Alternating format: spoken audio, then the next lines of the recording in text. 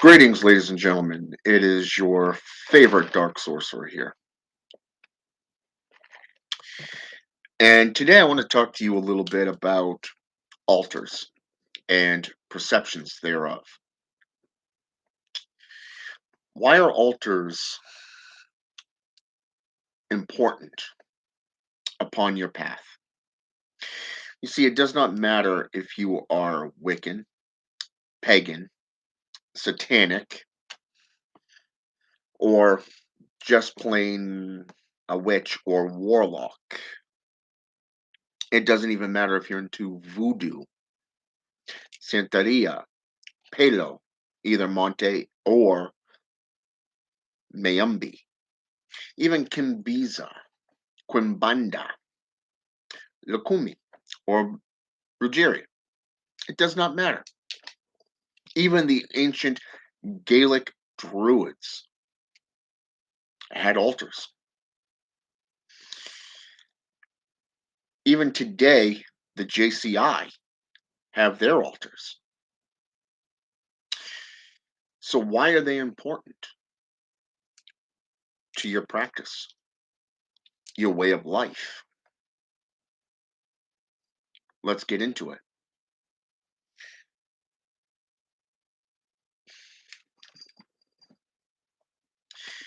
First off, it is a place of solitude for you as an individual and or you and your coven. If you have a coven, it becomes a collective. But if it's just you, it is your most sacred location. Okay? Your most sacred location. And this is why.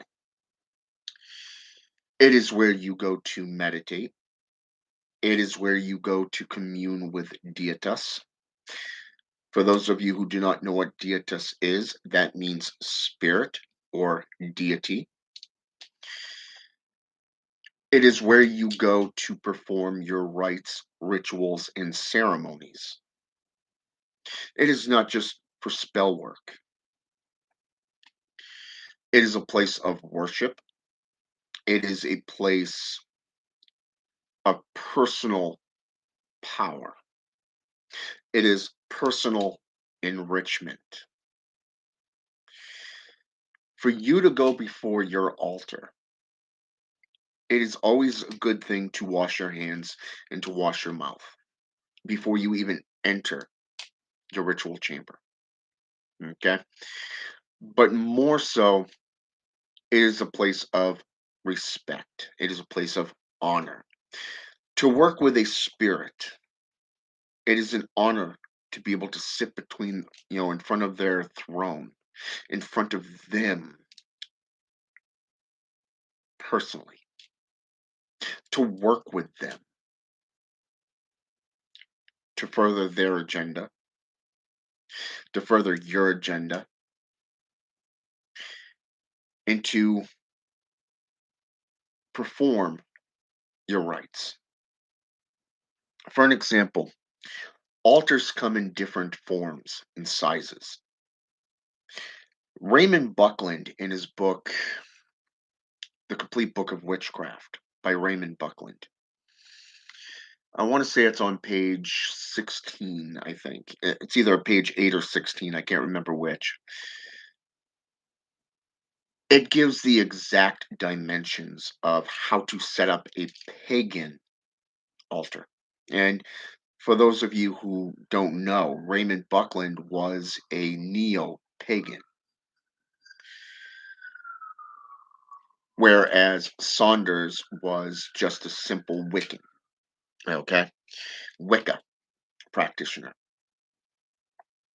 Alexandrian is also Wiccan, but that's a whole nother topic. In Brujeria, the altar is a place of power. It is a source of energy that you use through herbs, through plants, through, let's just call them the way they are, oleums. through oleums, through concoctions and brews. The brua and bruo is well known in Mexico, South America, and throughout the Caribbean.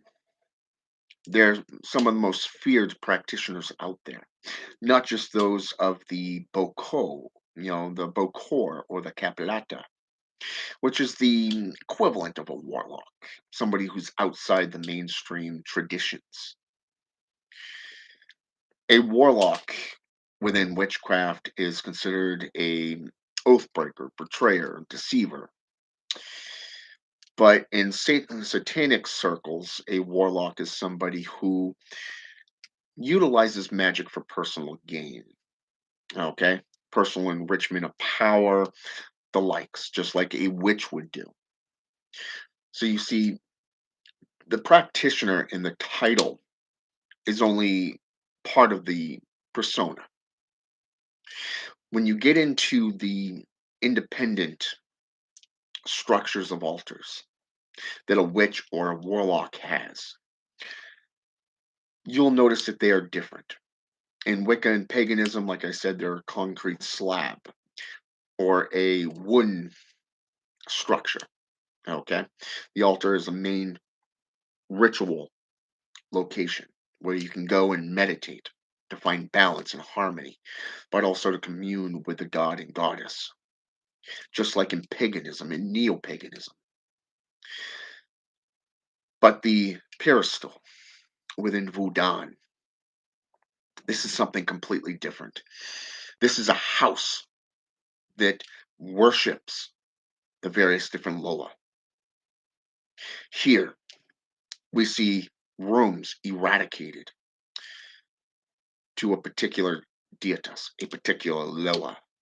It's set up specifically for that Loa, be it Dembella, Papa Gedi, Baron Simidi, or perhaps even Papa Legba himself, the gatekeeper. Each one of these Loa has its own style, its own personification, but it comes down to you and how you erect your altars to honor that spirit that you work with. If you follow Bohemoth X, for an example, a good brother and Luciferian friend of mine, I consider him a very good source of information because his videos are on target. They are true. You will, and to be honest, I am downright envious of his altar setups. He puts so much time and energy into his altars that he sets up when he's working with a particular spirit, be it god, goddess, be it a demon, demoness, through rank, setting or whatever.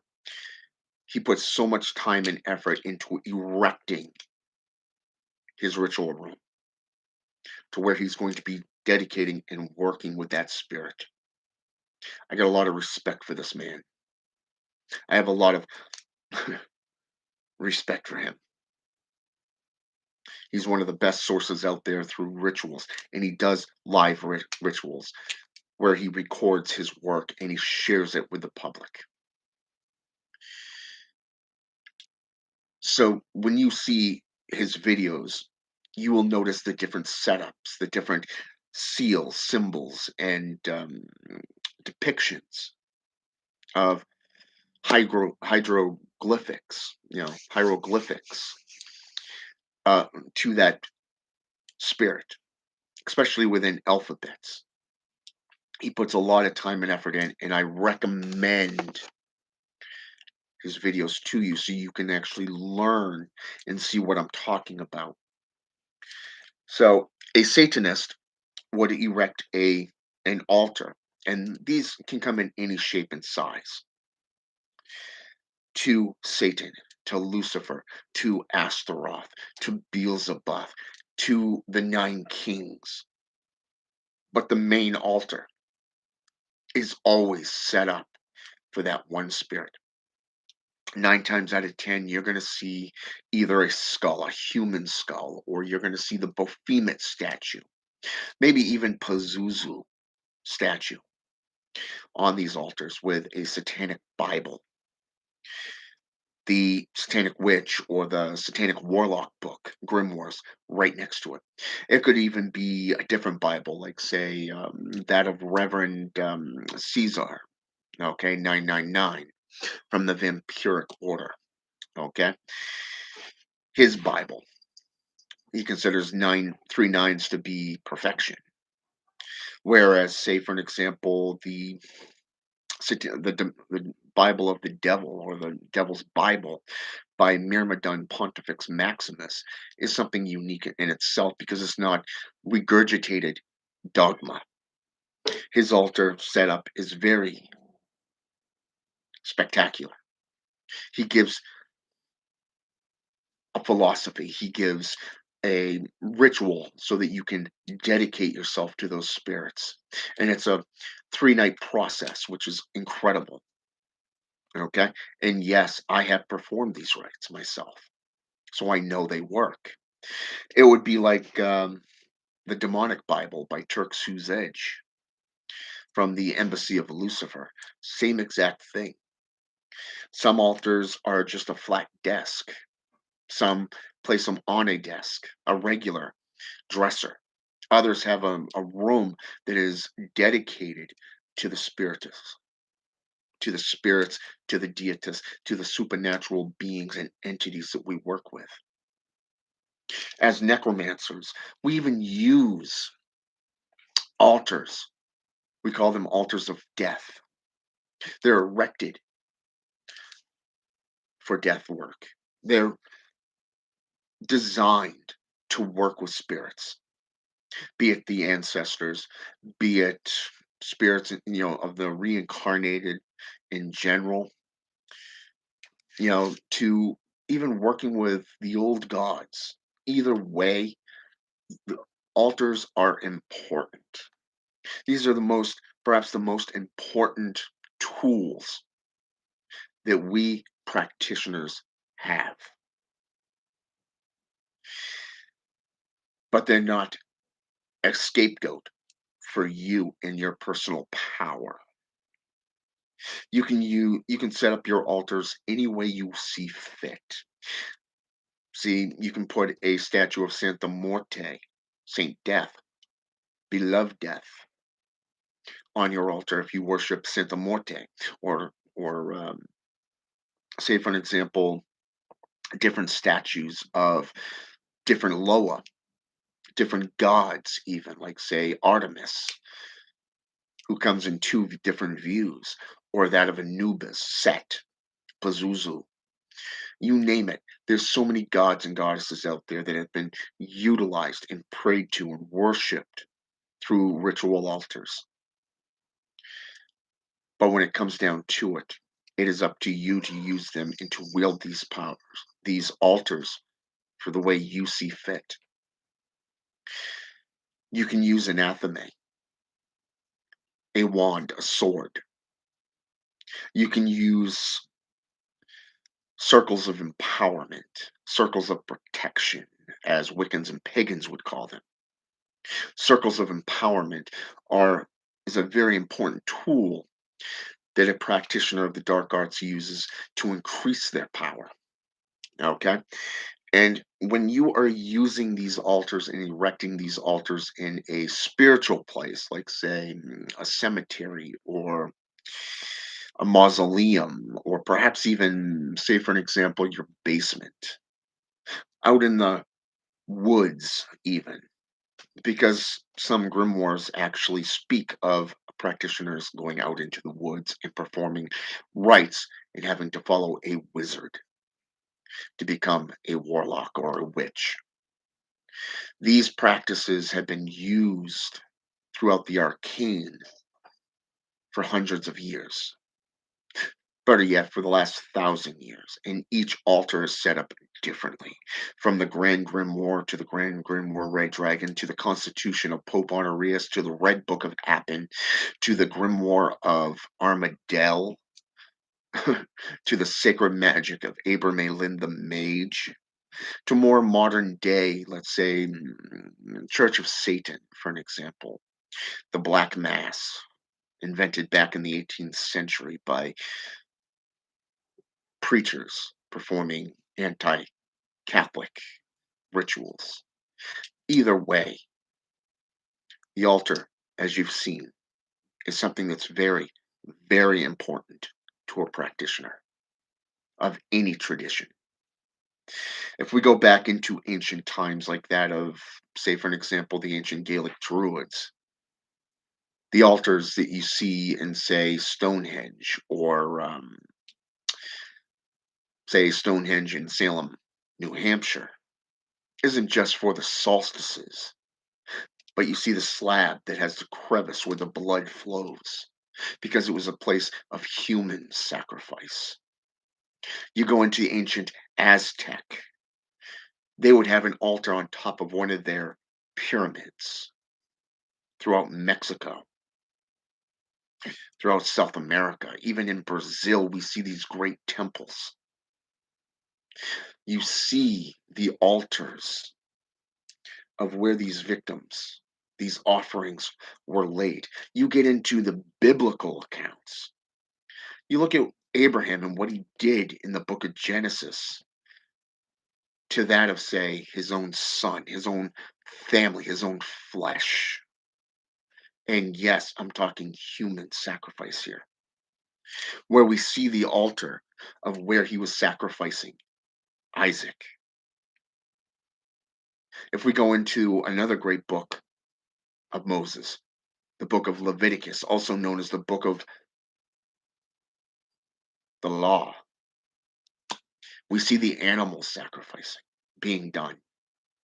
Native Americans have used animal sacrificing for hundreds of years throughout their cultures. You can go back into any culture and you're going to see some form of altar, some form of ritual or ceremonial rite done at those altars and for those altars, either through human sacrifice or animal sacrifice. So this stuff is nothing new. This is things that people worship and they work with. I mean, Christians, the main JCI, be it Islamic, Jewish, Hebrew, or mainstream Christians, worship a dead man, a man that was supposedly crucified at an altar. This is the foundation of their religion. They worship a warlock, a man that was a medium, a man that controlled the weather, a man that could read your very thoughts. This is witchcraft. This is sorcery.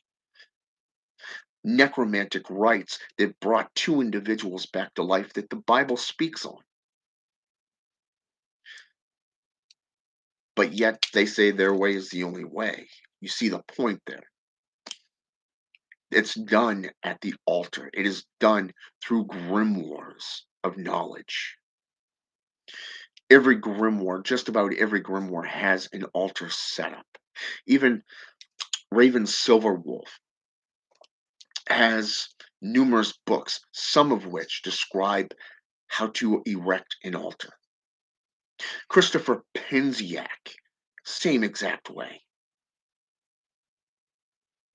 Shamans, necromancers, witches, warlocks, the Eshi, the Hexa, the Strega, they've all had altars. But today, people use these tools as a joke.